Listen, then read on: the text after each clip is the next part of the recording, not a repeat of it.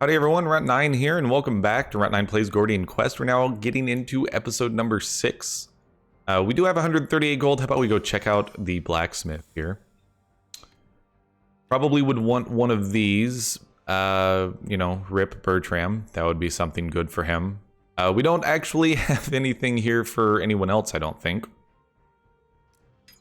Alphonse could use the Ripping Warblade. That would deal 10 damage, add 2 bleed, and regain 2 HP. Doesn't seem that great. Bleed is a lot worse for us than it is for enemies. So honestly, none of that really tickles my fancy. We'll go take a look at what Barnaby has. His rings are 175. Let's just go back into the dungeon and finish what we were doing. We need to finish what we started. So we need to go straight to the second floor, keep going down. I'd venture to guess that this is where things will get quite difficult. An obelisk that will port you back to the entrance, usable after completing the dungeon objective. So let's go to the event before we go to secure the library. This is more corpses, investigate, or area grants 1 fate on clear. We'll go for the 50-50 on this one. We gained 1 gold. Okay, we get a single gold, and we have to do a fight. So, this is also not an easy fight. This is actually a boss. Vampiric Touch, Noxious Touch, and Thorns. Okay. So we're gonna want to Shadow Leap Stealth Attack. Gosh, it's 3 energy is just rough when there's so many combos you want to set up. Let's take a look at where the damage is coming from. You got some damage going in on Catherine and Lucius at the moment. We could Shadow Leap to the back row and then Stealth Attack, but we don't have crits, so it really doesn't matter that much. I think we want to ramp up a little bit for next turn, so give me a Hidden Blade. Give me an Observe. Save the crit for next turn. And just go for a stab on this guy in the front. We only took the 3 damage. We did 9. And we'll have 15 crit to start next turn off with. So for Lucius, I mean, Show of Force. Super good, especially Might. Adding on to the crit. And then unfortunately, he does not have any defensive moves here. Apparently, I'm just completely forgetting how to talk. I mean, I want to get this boss down as quickly as possible. That's exactly what you want to see. So we got him down to 42. I highly doubt that we're going to be able to get a kill here. Yeah, there's no way to get a kill. I think we're probably just going to go Holy Hammer plus Armor up. That's going to do 11. 5 armor or just put up 7 block. Because at the moment, she's looking at taking 12 damage. We could do Reinforce plus Shield block, and I think that's just ultimately going to be a better play. It also doesn't root her, which seems like it's a good idea. But she's going to take 5 actual damage here? No, because the armor prevented it. Damage taken will reduce... Yeah, gotcha. So now we have Flanking Strike. We probably should have put him into Stealth.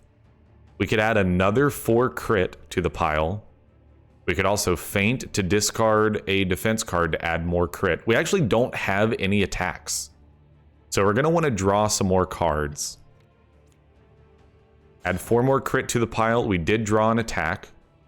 We will discard parry here.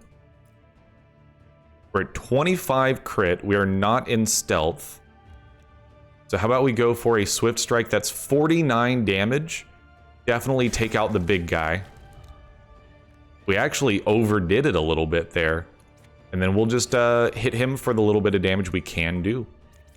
Okay, so crit stacking on Alphonse is mega damage. We need to keep that in mind going forward. definitely hit me with a warning shout for the haste. And then that's all going at Catherine. So honestly, don't even worry about it. You can just go for a slash on this dude and let Catherine take care of the rest. He's also going to gain guard from her attacking. So Holy Hammer seems like exactly what we want. And then Righteous Blow does a bunch of damage, but this is definitely an immovable defense kind of situation. Yeah, I'm thinking, or Mana Charge. No, I mean, she needs to be the tanky one here. If both of them are going to hit her, just put up a bunch of block and make them not do any damage. We'll let Alphonse and Lucius take care of things. Lucius is a buff support type character.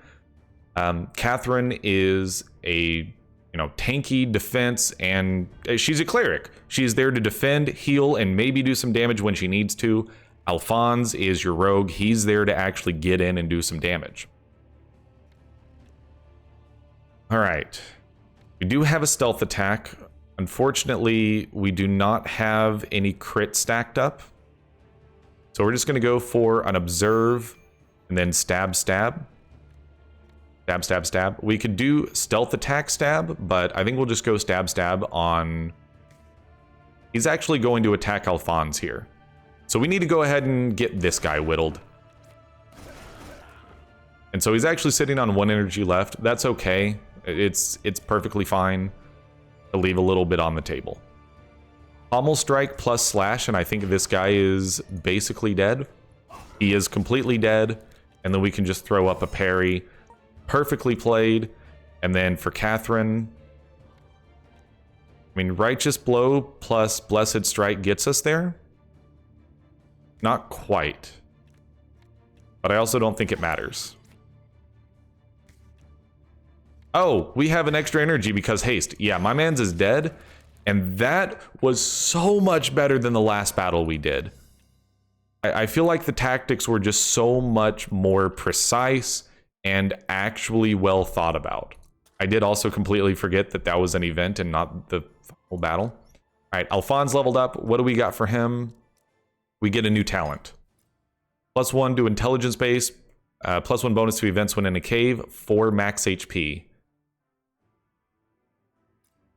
I mean, 4 max HP is actually quite a lot. That's a big percentage increase. And then for Catherine, I think a new talent for her as well. Skill Mastery seems useful, but we'll go the new talent route. That's kind of the point we were getting to. Purchase items from vendors at a 10% discount. So if you figure most of the ones we were looking at were in the 125 to 175 range, that's going to be 12 to 17 gold off. It's not a minuscule amount. Honestly, being able to use staffs though, which actually should be staves, both of those are good.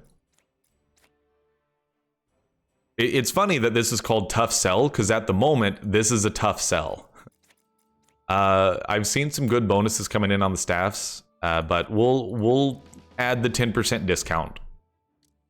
Skill block unlocked. You've acquired a new skill block. Connect this to your grid to continue unlocking more nodes.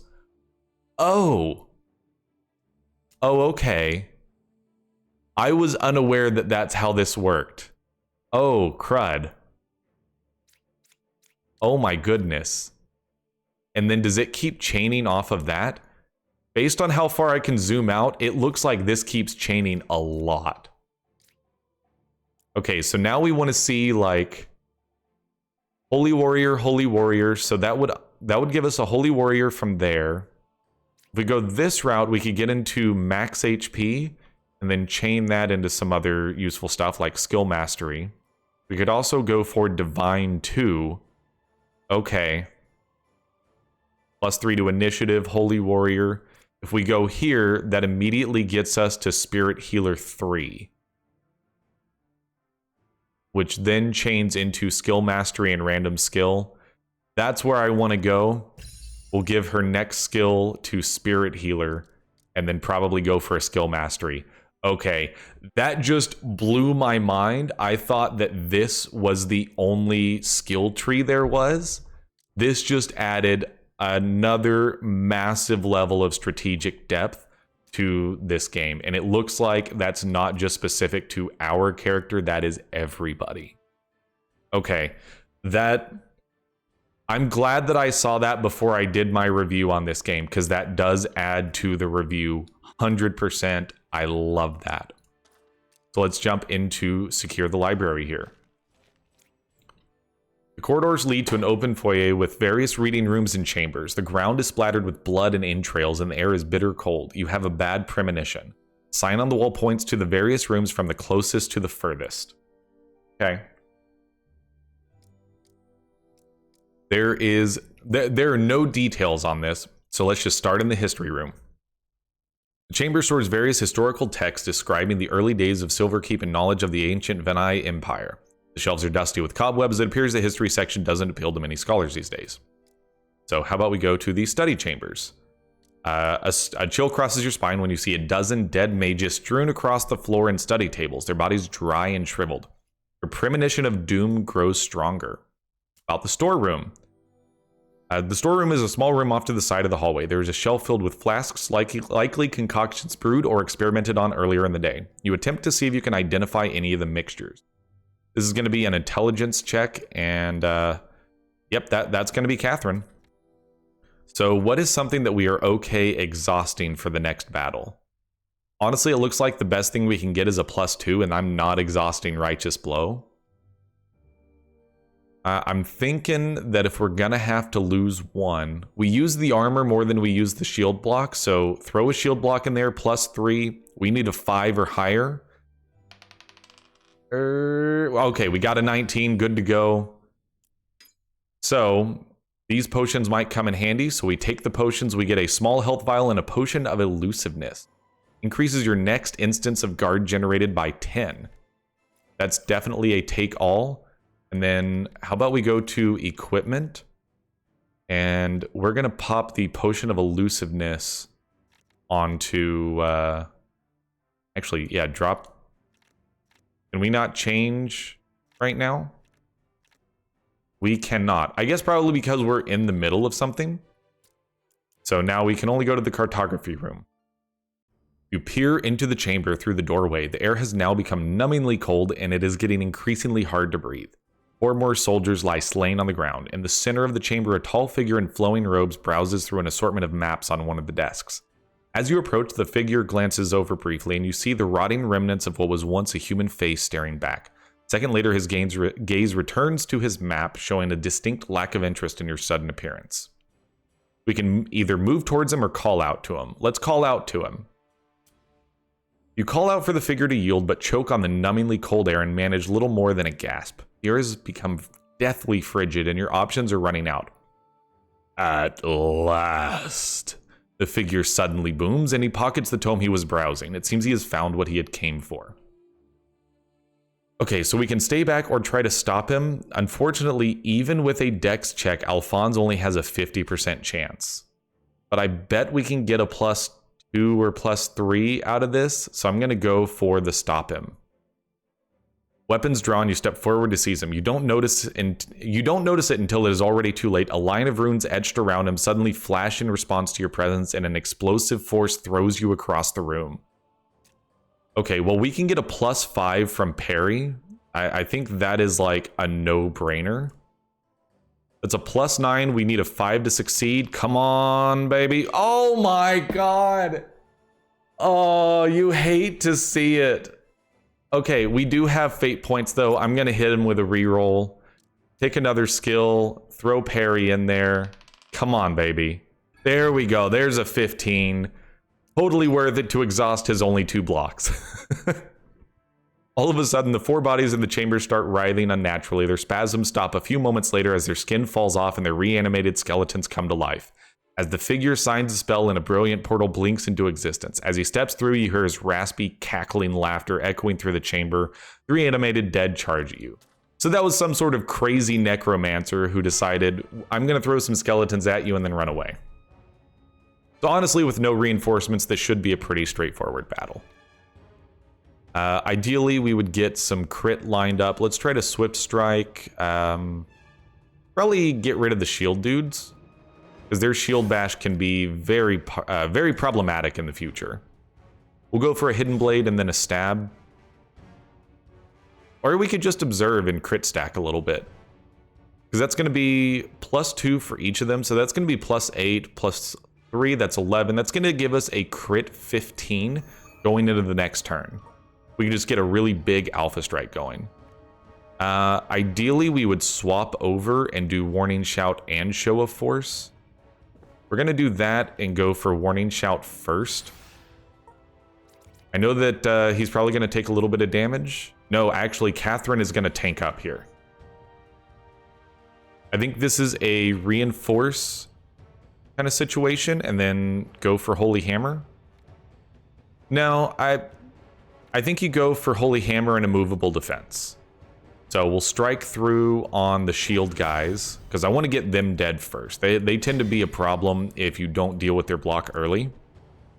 I know these guys are going to hit. That's totally fine. She put up a ton of block, and that's the only one they're attacking.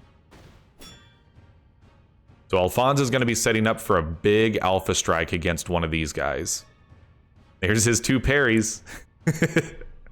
Well, how about we feint, discard a parry, and then prep a precise swing for 30 damage on this dude. That seems good. He's down to 6, so Lucius should be able to take care of the skeleton here. I think a Pommel Strike plus Steel Edge, though, could do a lot here. I'm going to go that route, actually. He does have field awareness. I think that going for an aggressive attack there is better, because Catherine can kill this guy. Actually go for the Holy Hammer, so you launch some damage at the dude behind him as well. Holy Force does not kill this dude, unfortunately. And we're rooted, so we can't go over there to take some of the attack from Lucian. If we play Holy Force, though, he will gain more guard. At the moment, Lucian is looking at taking 10. We're only looking at taking 6. I'm thinking that Holy Force is going to be the better option here. Go ahead and hit this guy, get him nice and low. We can only heal ourselves, so I'm actually not going to play it. We'll just put up some guard. And Lucius is going to take some pretty big damage here. Fortunately, Catherine was able to block whatever was coming at her, so Lucius is down to 21 HP. Not a big deal, though. I'm thinking that we can probably get Alphonse set up for a big turn next turn. Somersault isn't going to be useful here. But how about we set up for a Shadow Leap flanking strike onto Precise Swing is what I would say. It's probably our best route. We've got a crit 4 ready to go. Flanking strike will add on to a solid Precise Swing. We'll go for Shadow Leap back here, and then Precise Swing on this guy is 13 plus another 9. Seems good to me. All right, Lucius, you've got to press the attack. It's only going to do 5. So probably just go the route of 9 damage there. Press the attack, slash, parry. Keep it simple. We do have another Holy Hammer. I don't even have to think about it. That's what we're going to do. And then we have a Righteous Blow that doesn't quite kill him. So how about we go for some guard. Give Lucius some Vigil, not like he needs it, because Alphonse is going to absolutely slaughter this skeleton. How do I know? I just know. So we're not in stealth, but I mean, at this point, you just stealth attack and then you stab and he's dead. Easy enough. All right, grants precognition. Draw 1 card, gain 2 retain, and a little bit of cold resist. And then we get more stuff. Pick wisely. Okay. Gain 2 crit when you move a cell. Move to any cell and gain 4 guard. I mean, that seems really good for crit stacking on Alphonse. Start battles with 1 vigil, and you gain force armor. It's not that great. +1 spell damage, +1 strength. Are you near a strength breakpoint? You're at 14, you're at 14. So unless I got more strength on either of them, it doesn't actually increase their strength modifier. So in that case, I'm thinking, does Alphonse already have boots? He does not. So this is actually going to be really good for him. Gaining 2 crit when you move a cell, he does jump around a bit. I'll obviously take those. So from these, grants Mint. Heal self and adjacent allies for 2 HP. That seems great for Catherine. What armor is she rocking right now? Armor up, masters a defense card in your hand at start of battle. Maybe. Attached defenses grant 2 more guard. On precognition, I don't know about that. Grant shield block, gain 1 vigil when moving forward. I like Eagle Wrap, easy choice on this one. So we can take the obelisk to head back to town, and then we've finished up all the quests that we need to do right now, so we should get some new stuff. Already sealed that one, so how about we head back to the garrison, heal up, and see where the main quest takes us next. Go heal up. Let's do some equipment and party management stuff real quick. We have a ton of equipment to figure out. 1 second. So I do like the Adept's plate armor, but I think we'll actually swap that over to Lucius. I don't know, though. This could also be good. No, because this gives intelligence, which is definitely better on Catherine. Then Lucius can take the Adept's plate armor. Alphonse, I got some boots for you. This is also a +1 dex amulet, which pushes him up to 20 dex. That'll make most of his cards better, I would venture to guess. That added another damage to flanking strike. I believe that added some damage to stealth attack. Damage, yep, absolutely. You love to see it.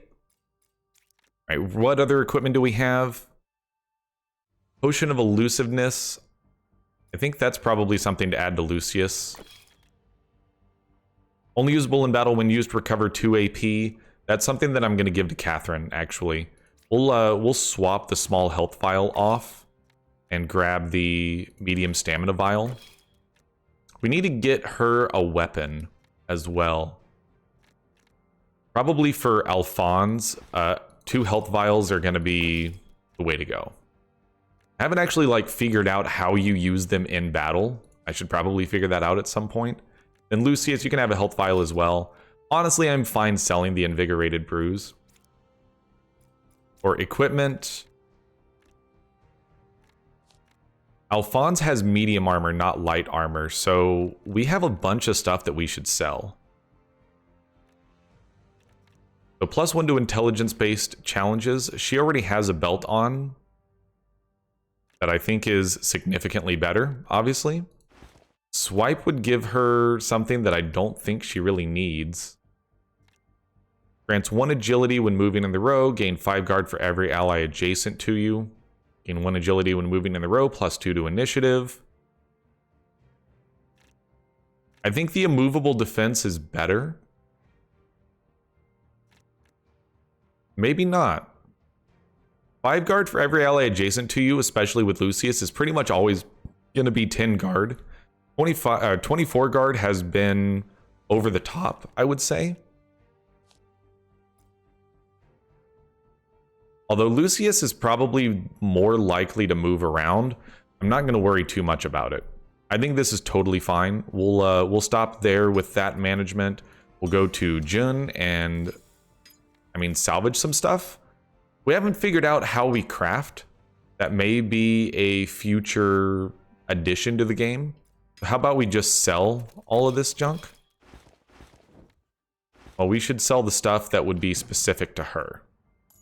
So that gave us a good chunk of money. We'll figure out the blacksmith stuff in a minute. Barnaby, we don't have any jewelry to sell. So let's go talk to Winnie the Enchantress. We got a Tome of Skill, grants a skill point, and then some magic dust.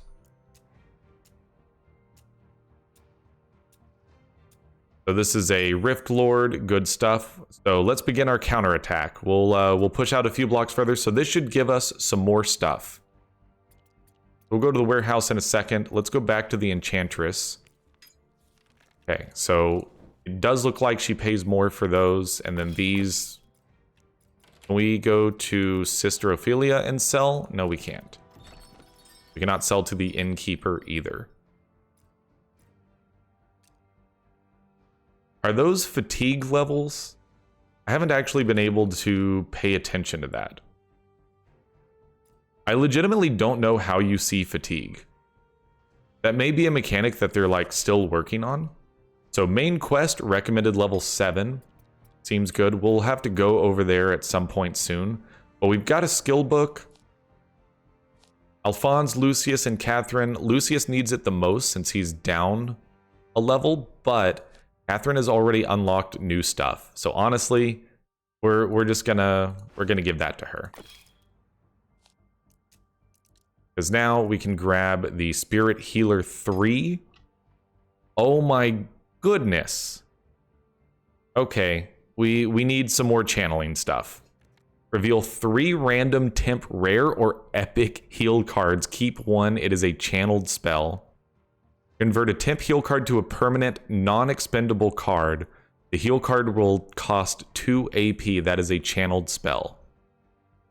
I don't know if that means permanent as in permanent for the battle or permanent as in it goes in our deck forever.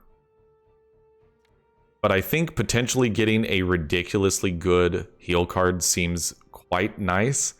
But we don't have the max channel for that, I don't think. I'm actually going to just replace in our deck. I think at this point, I almost never use Debilitating Bolt for her anymore. It just doesn't fit in with what she's doing. An ally does a ranged attack, cast Debilitating Bolt on the target. There's another Smite and Prayer. Gain 2 focus. Your next X attacks will grant channel equal to the number of targets hit. That's amazingly good. Absolutely going to go that route. Add Prayer into the deck. Keeps her at 14 intelligence. Seems good to me. And then we'll probably go to Skill Mastery next after that. All right, so let's go back to town. And how about we go over here and talk to Bertram? Doing what he can to help us out. So, did that just give us another Bertram? Oh no, I think that gave us a quest. Aid the Rangers, so that might give us another Bertram. Which at this point we probably need. Okay, so how about we go take a look at Jun the Blacksmith. Grants follow through, start battles with 1 might. Deal 5 damage to 2 cells. Does Lucius already have something? He has Press the Attack, which I think will end up being better for him as time goes by. He could also take Warblade of the Bear. Sustaining Strike, not that crazy about it. Grants Magic Sword. Start battles with 1 might. 5 damage and 1 bleed. Grants Attack of Opportunity. +1 to intelligence-based challenges. I mean, this... Do you already have a helmet? Eternal Brow. Grants Mana Charge. +1 card draw. And Cold Resist. I like this one better because she's mostly going to be up in the front line blocking, but giving her Attack of Opportunity plus having Lucian in the front line, I think is actually quite a bit better. And then we will just sell the Eternal Brow. I know it seems like it might be a bit of a waste of money, but I think I'm going to go that route. So let's take care of that real quick. Swap this over. We really should be focusing on just filling out the slots we don't have. I do realize that. If you're screaming that at me, I feel you and you're totally right. Also, we can sell these for 1 each. Going back to what you have. Regardless, that is a weapon for her. I mean, Press the Attack is honestly just kind of bad. And I think that's better on Lucius because him starting battles with might is stronger. Her starting battle with might may not be bad, and Raven Palm scales off of intelligence? No, because it's a skill that doesn't have a color, so it doesn't have any scaling. But let's actually take a look at what Barnaby has first. +1 max HP, +1 max HP. So if we skip to someone else, no, just having her in the party. Okay. So +2 max HP seems decent. Max HP spell damage, max HP spell damage. Nothing there that really jumps out at me. And then nobody can have any of her stuff at the moment. Enchanting does exist, though. So let's just see. Disenchant, remove all enchantments, turning it back into a common. Enchant a common, enchant a magic. Interesting. So what if we pick this? Add a random property to a common item. 50 times gold. And 3x magic dust. Craft button is not available. So I'm not sure what I'm doing wrong there. +1 dex. Do we not have 3 magic dust? Let's look in our inventory. Resources. We have 2. Okay, so that's why. It's just not immediately obvious. That's one where I wish they had a tooltip. I mean, for an early access game, this game is incredibly polished, but there have been couple minor nitpicky things like that. Okay, that's totally fair. So I think we'll just go back here, grab the Morning Star, and we'll swap that onto Catherine real quick. Take me to Heroes, Catherine, Equipment, Morning Star right there. Okay. And then honestly, I mean, why not add some spell damage and some max HP? Because that will mean that Smite will do 1 more damage, and 1 more damage is not a bad thing at all, and she has an empty ring slot, so why not, right? So we've got a couple quests here. The map, I believe, has opened up another ring to look at. Seems like there's a lot going on. We only have 1 episode of this left, and I would imagine that we haven't even broken out of this initial section. It feels like there's going to be a lot more to this game as time goes by.